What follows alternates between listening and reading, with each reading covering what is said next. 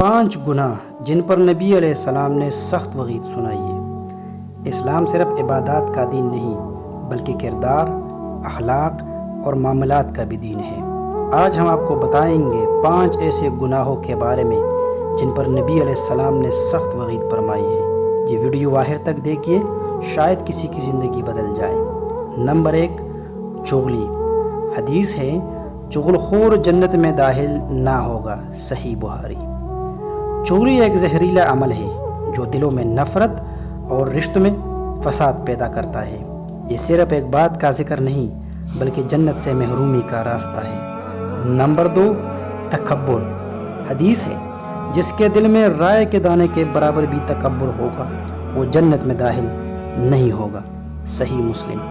کیا ہمیں کبھی اپنے لباس، علم یا دولت پر غرور ہوا ہے؟ یاد رکھیں، اللہ کی بارگاہ میں جھکے ہوئے دل کو مقام ملتا ہے، اکڑے ہوئے سینے کو نہیں۔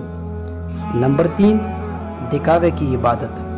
حدیث ہے، جو دکھاوے کے لیے عمل کرے اللہ اسے لوگوں کے سامنے رسوا کرے گا، صحیح مسلم۔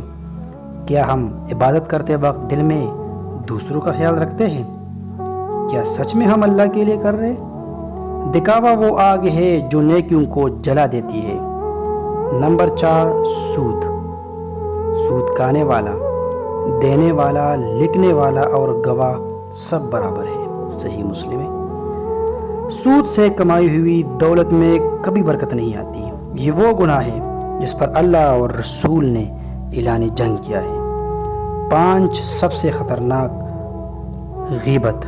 حدیث ہے، اپنے بھائی کا ذکر اس طرح کرنا جو اسے ناگوار ہو، یہی غیبت ہے، صحیح مسلم۔ ہم روز ایسی باتیں کرتے ہیں جو دوسروں کی غیر موجودگی میں انہیں بری لگے۔ یہ صرف بات نہیں بلکہ ایمان کے لیے زہر ہے۔ ان حدیث میں صرف الفاظ نہیں، خبردار کرنے والا پیغام ہے۔